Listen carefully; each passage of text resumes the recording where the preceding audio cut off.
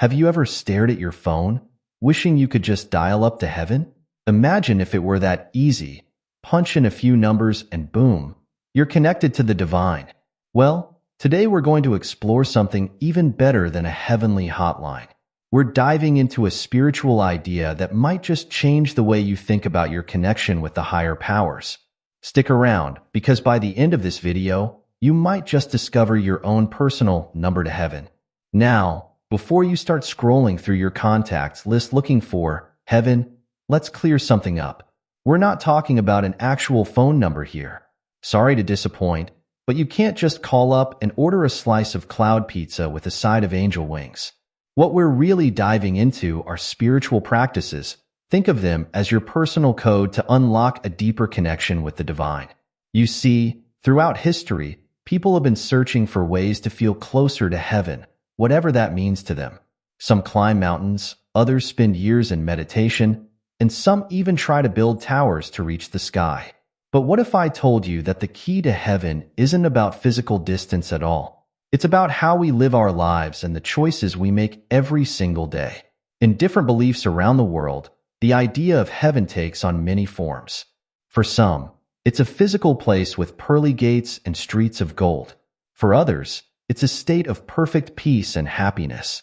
And for many, it's simply the feeling of being close to their higher power, whatever they believe that to be. But here's the kicker. What if heaven isn't just some far-off place we go to after we die? What if it's something we can experience right here, right now? That's the exciting journey we're about to embark on together. Let's start by breaking down this big, fluffy concept of heaven. It's a word that gets thrown around a lot, but what does it really mean? Well, that depends on who you ask. In many religions, heaven is seen as a paradise where the good folks go after they die.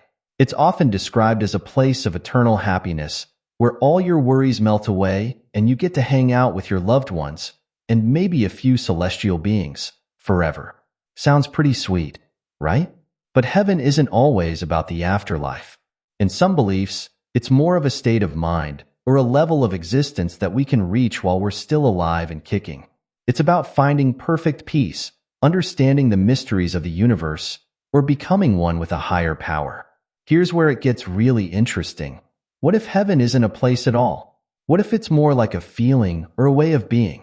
Think about those moments when everything just feels right. Maybe it's when you're surrounded by loved ones, or when you're doing something you're passionate about, or even just when you're sitting quietly and feeling completely at peace. Those moments? That could be a little taste of heaven right there. Now, I'm not saying that these moments are exactly the same as the eternal paradise that many religions describe, but they might give us a clue about what heaven feels like, and more importantly, how we can bring a bit of that heavenly feeling into our everyday lives. So, as we continue on this journey to find our number to heaven, keep this in mind. Heaven isn't just a destination, it's a way of living. It's about finding those moments of peace, love, and connection in our daily lives. And the best part? You don't need a special phone number or a secret code to access it. It's already within your reach. Now that we've got a handle on what heaven might mean, it's time to look inward. That's right. The next step on our heavenly hotline is all about you. But don't worry, this isn't some cheesy self-help seminar. We're talking about the powerful practice of self-reflection.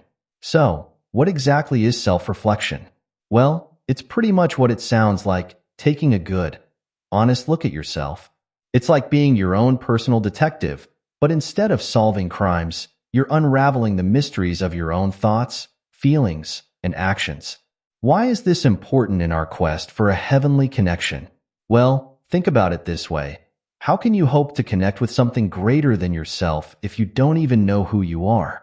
Self-reflection helps us understand our own motivations, our strengths and weaknesses, and our deepest desires. It's like cleaning the lens of a telescope. The clearer our view of ourselves, the better we can see and appreciate the world around us, including any spiritual dimensions. Now, I know what you might be thinking. Ugh, do I really have to sit and think about myself? That sounds boring, and maybe a little scary. Trust me, I get it. Looking at ourselves honestly isn't always comfortable. We might not like everything we see. But here's the thing. that discomfort is where the growth happens. Let's break it down with an example. Imagine you get into an argument with a friend. In the heat of the moment, you say some things you regret. Now, you could just move on and pretend it never happened. But if you take some time to reflect, you might realize that you lashed out because you were feeling insecure about something. That insight doesn't just help you patch things up with your friend. It helps you understand yourself better and maybe even work on that insecurity. So how do we actually do this self-reflection thing? It doesn't have to be complicated. You don't need to sit cross-legged on a mountaintop, although if that's your thing, go for it. It can be as simple as taking a few minutes each day to check in with yourself. Ask yourself questions like, how am I feeling right now? What made me happy today? What frustrated me? Did I act in a way that aligns with my values? What can I learn from my experiences today? You might want to jot down your thoughts in a journal, or just mull them over during your commute or while you're doing the dishes. The important thing is to make it a regular practice. Now, here's where self-reflection ties into our spiritual journey. As you get to know yourself better, you might start to notice patterns. Maybe you realize that you feel most at peace when you're helping others. Or perhaps you discover that you feel a sense of awe and connection when you're out in nature. These insights can be like signposts, pointing you towards experiences and practices that bring you closer to that heavenly feeling we talked about earlier. But self-reflection isn't just about the warm and fuzzy stuff. It's also about facing our shadows, the parts of ourselves we might not be so proud of. Maybe you realize you have a habit of judging others too harshly, or that you often put your own needs before those of others. Recognizing these traits isn't about beating yourself up. It's about identifying areas where you can grow and become a better version of yourself. And here's the really cool part. As you work on improving yourself, you might find that you naturally start to feel more connected to others and to the world around you. It's like you're tuning your personal radio to pick up more of those heavenly vibes. Remember, self-reflection isn't about reaching some perfect state of enlightenment. It's a lifelong journey of getting to know yourself better. Some days you might have profound insights, and other days you might feel like you're just going in circles. That's okay. The important thing is to keep at it. So, as we continue our search for that heavenly connection, remember this. The path to heaven starts within. By getting to know yourself better, the good, the bad, and everything in between, you're laying the groundwork for a deeper spiritual connection. It's like you're clearing the line to make that call to heaven. And the best part? The call is always free, and the line is always open. All you have to do is listen. All right, we've talked about understanding heaven and looking within ourselves. Now it's time to turn our attention outward. The next step on our journey to heaven is all about kindness and love. And no, I'm not about to break into a cheesy love song. You're welcome. When we think about heaven, one of the first things that comes to mind is often perfect peace and harmony. Well, guess what? We have the power to create a little slice of that heaven right here on earth through our actions. That's where kindness and love come in. Now, I know what you might be thinking. Sure, kindness is great and all, but how is being nice to people going to get me closer to heaven? Well, let me tell you, it's more powerful than you might think. Think about the last time someone was unexpectedly kind to you. Maybe a stranger held the door open when your hands were full, or a friend called just to check in when you were having a rough day. How did that make you feel? Chances are, it brightened your day a little bit. For that moment, the world felt a little warmer, a little more welcoming. That, my friends, is a taste of heaven. But here's the really cool part. When you're the one showing kindness, that heavenly feeling multiplies. It's like you're not just experiencing a bit of heaven, you're actually creating it. And the best part? It's contagious. Your kindness can inspire others to be kind, creating a ripple effect of goodness. Now, when we talk about kindness and love, we're not just talking about grand gestures or over-the-top displays of affection. Sometimes the most powerful acts of kindness are the small, everyday ones. Let's break it down with some examples. Smile at strangers. It costs nothing, takes just a second, and can brighten someone's entire day. Listen actively. When someone is talking to you, really listen. Put away your phone, make eye contact, and show them that they have your full attention. Offer help. If you see someone struggling with groceries, offer to lend a hand. If a coworker seems overwhelmed, ask if there's anything you can do to help. Give compliments. Noticed your friend's new haircut? Tell them it looks great. Enjoyed a meal someone cooked? Let them know how much you appreciated it. Be patient. Whether it's with a slow cashier, a learning child, or a confused elderly person, practicing patience is a powerful form of kindness. Forgive. Holding on to anger and resentment is like drinking poison and expecting the other person to get sick. Forgiveness doesn't mean forgetting or excusing bad behavior, but it does mean letting go of the negative emotions for your own peace of mind. Show appreciation. Thank people for their efforts, no matter how small. A heartfelt thank you can mean the world to someone. Be kind to yourself. Remember, you're a person too. Treat yourself with the same kindness and understanding you'd show to a good friend. These might seem like small things, but they add up. Each act of kindness is like a little spark of light. And when we all contribute our sparks, we can light up the world. Now, let's talk about love. And no, I don't just mean romantic love, although that's great too. I'm talking about a broader kind of love. Love for humanity, love for the world around us, love for life itself. This kind of love is about seeing the inherent worth in every person, even those who are different from us or who we might not get along with. It's about recognizing our shared humanity and treating others with respect and compassion. Practicing this kind of love isn't always easy. Let's face it, some people are just hard to like, let alone love. But here's the thing, loving doesn't always mean liking. It means treating others with kindness and respect, even when it's difficult. It means recognizing that everyone is fighting their own battles and showing compassion even when we don't understand or agree with someone's actions. Here's a challenge for you. Try to approach each person you meet with the assumption that they're doing the best they can with what they have. This doesn't mean excusing bad behavior, but it does mean approaching others with empathy and understanding rather than judgment. When we practice this kind of love and kindness, something amazing happens. We start to feel more connected to others, to the world around us, and yes, even to that divine sense we've been talking about. It's like we're tuning into the frequency of heaven. Think about it this way. If heaven is a place of perfect peace and harmony, then every time we create a moment of peace or harmony here on earth, we're bringing a little bit of heaven down to us. We're not just dialing the number to heaven. We're turning our whole lives into a direct line. But here's the really beautiful part. This isn't just about getting closer to heaven for ourselves. By practicing kindness and love, we're creating little pockets of heaven for others too. We're making the world a little bit brighter, a little bit kinder, a little bit more heavenly for everyone around us. So as we continue on our journey to find that heavenly connection, remember this. Kindness and love are like your spiritual currency. The more you give out, the richer you become. And unlike money, you'll never run out. In fact, the more kindness and love you share, the more you'll find you have to give. So go ahead, be generous with your kindness. Sprinkle that love around like confetti. You never know. The heaven you're looking for might just be in the smile of the stranger you held the door for, or in the grateful eyes of the friend you listened to.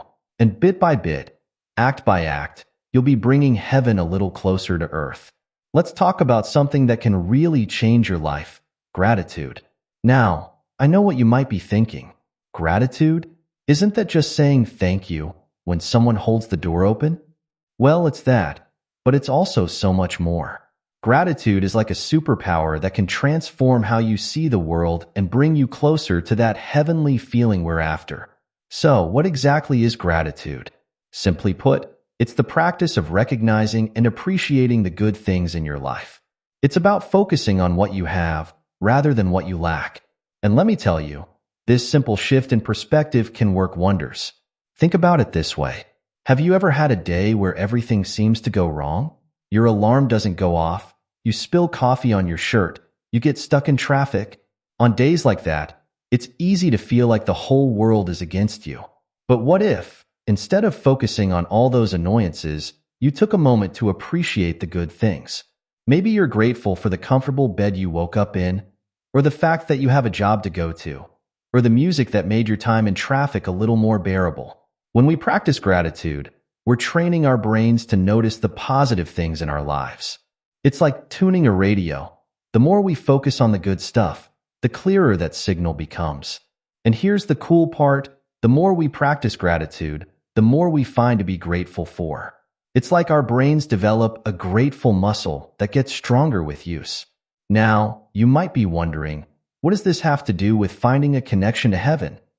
Well, think about it. If heaven is a place of perfect peace and contentment, then gratitude is like a little taste of that right here on earth. When we're truly grateful, we're content with what we have. We're at peace with our lives. We're experiencing a little slice of heaven. But gratitude isn't just about feeling good. It can have some pretty amazing effects on our lives. Studies have shown that people who practice gratitude regularly are happier, less stressed, and even healthier. They tend to sleep better, have stronger relationships, and are more resilient in the face of challenges. It's like gratitude is a magic key that unlocks all sorts of heavenly benefits.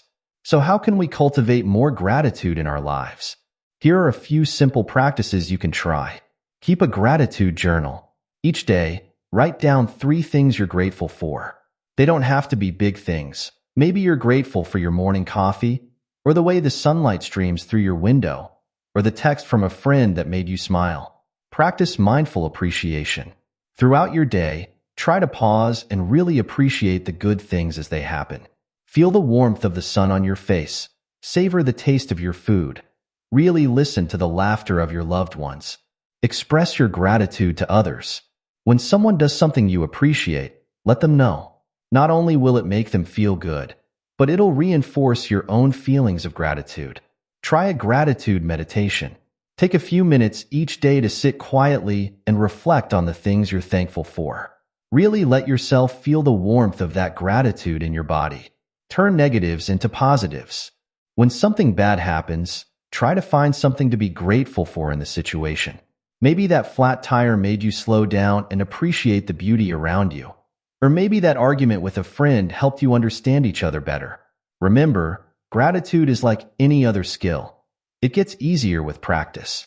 At first, you might find it challenging to come up with things to be grateful for, especially on tough days. But stick with it. The more you practice, the more natural it becomes. And here's something really cool to think about. Gratitude can create a positive feedback loop in your life. When you're grateful, you tend to be more positive and optimistic. This can lead to better relationships, more opportunities, and a greater sense of well-being, which in turn gives you more to be grateful for.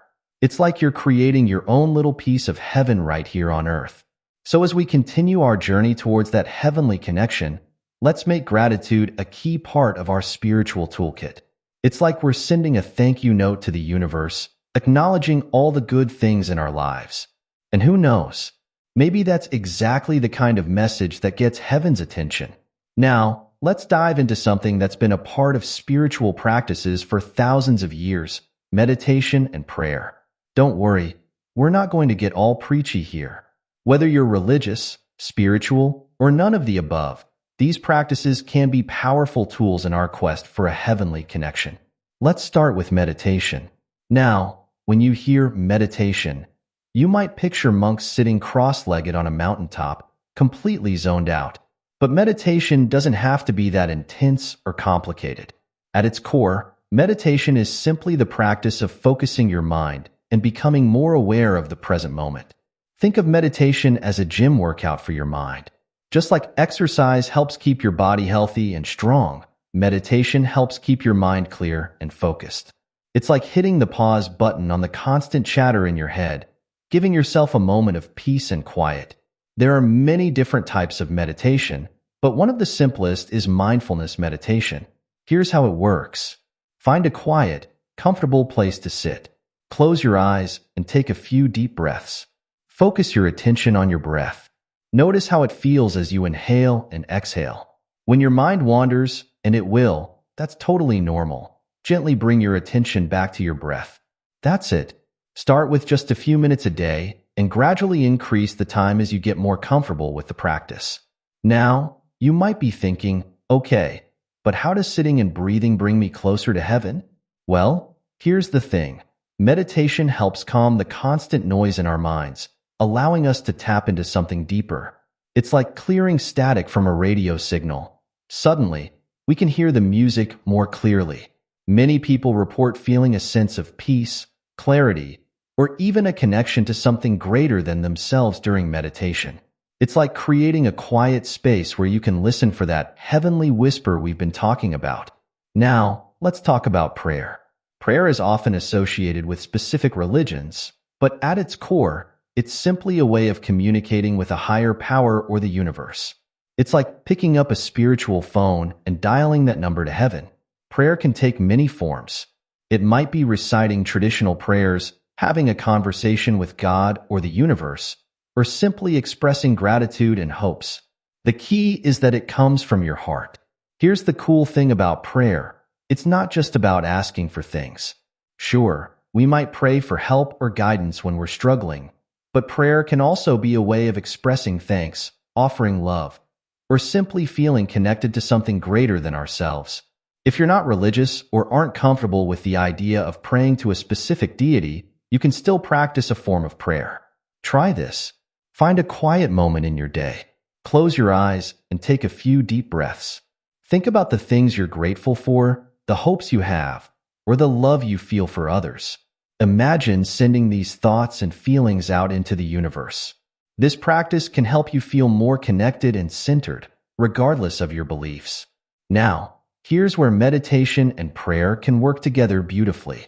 Meditation can help quiet your mind, making it easier to focus on prayer, and prayer can give your meditation a sense of purpose and direction. Both meditation and prayer have been shown to have some pretty amazing benefits. They can reduce stress, improve emotional well-being, and even have positive effects on physical health. But beyond these tangible benefits, many people report that regular meditation and prayer help them feel more connected to themselves, to others, and to something greater than themselves. It's like meditation and prayer are tools that help us tune into that heavenly frequency we've been talking about. They create space in our busy lives for something deeper, something that goes beyond our day-to-day concerns. But here's the thing, just like with gratitude, meditation and prayer are practices. They take time and consistency to really see the benefits. Don't get discouraged if your mind wanders during meditation or if you don't feel an immediate connection during prayer. That's all part of the process. Start small, maybe just a few minutes of meditation or a short prayer each day. The important thing is to make it a regular part of your routine. It's like you're setting up a daily appointment with the divine, creating space in your life for that heavenly connection. Remember, there's no one right way to meditate or pray. Experiment with different techniques and find what works best for you. Some people like guided meditations, others prefer silent reflection. Some find comfort in traditional prayers, while others prefer spontaneous conversation with the divine. The key is to approach these practices with an open heart and mind. They're not about achieving some perfect state of enlightenment, but about creating moments of peace, clarity, and connection in your everyday life. So as we continue our journey towards that heavenly connection, let's make meditation and prayer part of our daily routine. Think of them as your spiritual check-ins, your moments to step away from the noise of the world and tune into something deeper. Who knows? In those quiet moments of reflection, you might just hear heaven calling. Now, let's talk about something that can really light up your life, living with purpose. This isn't about having some grand, world-changing mission, although if you do, that's awesome. It's about finding meaning in your everyday life and aligning your actions with your values. It's about waking up each day with a sense of direction and going to bed each night feeling like you've made a difference, no matter how small. So, what exactly do we mean by purpose? Well, it's kind of like your personal North Star, the guiding light that helps you navigate life's ups and downs. It's the reason you get out of bed in the morning, the thing that makes you feel alive and fulfilled. Now, here's where it gets interesting. Your purpose doesn't have to be some big, dramatic thing. It doesn't have to involve saving the world or becoming famous. Your purpose could be as simple as being the best parent you can be, spreading kindness in your community, or creating beautiful art that brings joy to others. The key is that it's meaningful to you and aligns with your values. Finding your purpose might sound like a daunting task, but it doesn't have to be. Here are a few questions you can ask yourself to start uncovering your purpose. What are you passionate about? What activities make you lose track of time? What are your unique strengths and talents? How can you use them to help others? What issues or causes do you care deeply about? When do you feel most alive and fulfilled? If you had all the time and resources in the world, what would you do? Take some time to reflect on these questions. You might be surprised at what bubbles up. And remember, your purpose can evolve over time. What gives your life meaning at 25 might be different from what gives it meaning at 45 or 65. Now, you might be wondering, what does living with purpose have to do with connecting to heaven? Well, think about it this way. If heaven is a state of perfect fulfillment and harmony, then living with purpose is like creating a little piece of heaven right here on earth. When we're living in alignment with our purpose, we feel more fulfilled, more energized, more alive. It's like we're tapping into something greater than ourselves. We're no longer just going through the motions of life, but actively participating in creating something meaningful. Living with purpose also helps us navigate life's challenges. When we have a clear sense of what's important to us, it's easier to make decisions and stay focused, even when things get tough. It's like having a compass that always points us in the right direction. But here's the really cool part. When we live with purpose, we often find that we're not just improving our own lives, but also making a positive impact on the world around us. Whether it's through our work, our relationships, or our community involvement, living with purpose often involves contributing to something bigger than ourselves. And isn't that what heaven is all about? A place where everyone is living in harmony, contributing to the greater good, and feeling deeply fulfilled? By living with purpose, we're not just connecting to heaven. We're bringing a bit of heaven down to earth. So how can we incorporate more purpose into our daily lives? Here are a few ideas. Start each day with intention. Before you get out of bed, take a moment to think about what you want to accomplish that day, not just in terms of tasks, but in terms of how you want to show up in the world. Align your actions with your values. Make choices that reflect what's truly important to you, even in small ways. Look for ways to use your strengths and passions to help others.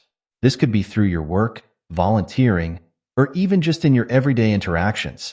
Practice mindfulness. Stay present and engaged in what you're doing, rather than just going through the motions. Reflect regularly. Take time to think about whether your actions are aligned with your purpose. If not, what adjustments can you make? Be open to growth and change. Your purpose might evolve over time, and that's okay. Stay open to new possibilities and experiences. Find ways to contribute to your community. Whether it's volunteering, supporting local businesses, or just being a good neighbor, look for ways to make a positive impact. Remember, living with purpose isn't about being perfect or achieving some grand goal. It's about making conscious choices each day that align with what's truly important to you. It's about living intentionally rather than just letting life happen to you. And here's a beautiful thing. When we live with purpose, we often inspire others to do the same. It's like we're creating a ripple effect of meaning and fulfillment that spreads out into the world. And isn't that a heavenly thought? So as we continue our journey towards that heavenly connection, let's make living with purpose a key part of our path. It's like we're co-creating with the divine, bringing a bit of heaven's harmony and fulfillment into our everyday lives. And who knows? Maybe that's exactly what heaven has been waiting for us to do all along.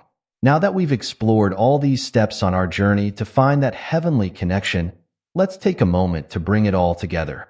We've covered a lot of ground, from understanding what heaven means to us, to looking inward through self-reflection, spreading kindness and love, practicing gratitude, exploring meditation and prayer, and living with purpose. It's like we've been putting together pieces of a beautiful puzzle, and now we're starting to see the bigger picture. Remember when we started this journey, wondering if there was a secret number to call heaven? Well, it turns out that the number we've been looking for isn't something you can dial on a phone. It's more like a combination of practices and mindsets that, when put together, create a direct line to that heavenly feeling we've been seeking. Understanding heaven. We learn that heaven isn't just a far-off place, but a state of being that we can experience right here and now. It's about finding moments of peace, love, and connection in our everyday lives. Self-reflection. By looking inward and getting to know ourselves better, we clear the lines of communication. It's like we're making sure our spiritual phone is in good working order. Kindness and love. Through acts of kindness and by cultivating love for others and ourselves, we're creating little pockets of heaven on earth. It's like we're sending out a signal that heaven can't ignore. Gratitude. By appreciating the good things in our lives, we're tuning into the frequency of abundance and joy. It's like we're saying thank you to the universe, and the universe responds in kind. Meditation and prayer. These practices help us quiet the noise of everyday life and create space for that heavenly connection. It's like we're sitting by the spiritual phone, ready to receive the call. Living with purpose. By aligning our actions with our values and finding meaning in our daily lives, we're co-creating with the divine. It's like we're actively participating in bringing heaven to earth. When we put all these practices together, something magical happens. We start to realize that heaven isn't some distant place we're trying to reach. Instead, it's a state of being that we can cultivate right here, right now. It's in the smile we share with a stranger, the moment of peace we find in meditation, the gratitude we feel for a beautiful sunset, the sense of purpose we get from helping others. It's like we've been looking for heaven out there somewhere, when really, it's been within us and around us all along. We just needed to learn how to tune into it. And here's the really beautiful part. As we practice these steps, we're not just connecting to heaven for ourselves. We're actually bringing more of that heavenly energy into the world. Every act of kindness, every moment of gratitude, every purposeful action is like a little spark of heaven lighting up the world around us. Think about it. What if everyone started practicing these steps? What if we all started reflecting on ourselves, showing more kindness, feeling more gratitude, taking time for spiritual practices, and living with purpose? The world would start to look a lot more like the heaven we've been imagining, wouldn't it? So as we wrap up our journey, remember this: the number to heaven isn't something outside of you. It's a combination of choices you make and practices you cultivate every day. It's about how you treat yourself, how you treat others, and how you engage with the world around you. And the best part? This heavenly hotline is always open. You don't need any special equipment or to be in any particular place. You can dial in anytime, anywhere, just by choosing kindness, practicing gratitude, reflecting inward, meditating or praying, and living with purpose. As we come to the end of our exploration, let's take a moment to reflect on the journey we've taken together. We started with a simple, almost whimsical question: what's the number to heaven? And what we've discovered is something far more profound and beautiful than we might have imagined. We've learned that the connection to heaven isn't about finding some magical phone number or secret code. It's about cultivating a way of living that brings more light, love, and purpose into our lives and the world around us. It's about creating heaven on earth, one small act at a time. Remember, this journey isn't about reaching some perfect, enlightened state. It's not about never making mistakes or never feeling down. It's about consistently choosing to tune into that heavenly frequency, even when life gets tough. It's about remembering that you have the power to create little moments of heaven in your everyday life. So, what's next? Well, that's up to you. You've got all the tools you need to start dialing your own number to heaven. Maybe you'll start with a daily gratitude practice, or perhaps you'll focus on spreading more kindness in your community. Maybe you'll dive into meditation or prayer, or perhaps you'll spend some time reflecting on your purpose. Whatever you choose, remember that this is a journey, not a destination. There will be days when you feel deeply connected to that heavenly energy, and days when it feels more distant. That's okay. The important thing is to keep practicing, keep showing up, keep dialing that number. And here's a final thought to take with you. As you continue on this path, you might find that you're not just connecting to heaven, you're becoming a little piece of heaven yourself. Your kindness, your gratitude, your purposeful living becomes a light that others are drawn to. You become a channel for that heavenly energy to flow into the world. So go ahead, pick up that spiritual phone. Heaven is waiting on the line, and the connection is always clear. The number to dial? It's kindness, gratitude, self-reflection, spiritual practice, and purposeful living. And the best part? It's toll-free, and you can call anytime. Thank you for joining me on this journey. May your connection to heaven be strong, clear, and filled with love. And remember, every time you dial that number, every time you choose kindness, express gratitude, look inward, connect with the divine, and live with purpose, you're not just reaching heaven. You're bringing a little piece of heaven down to earth. And that, my friends, is the most beautiful call we can make.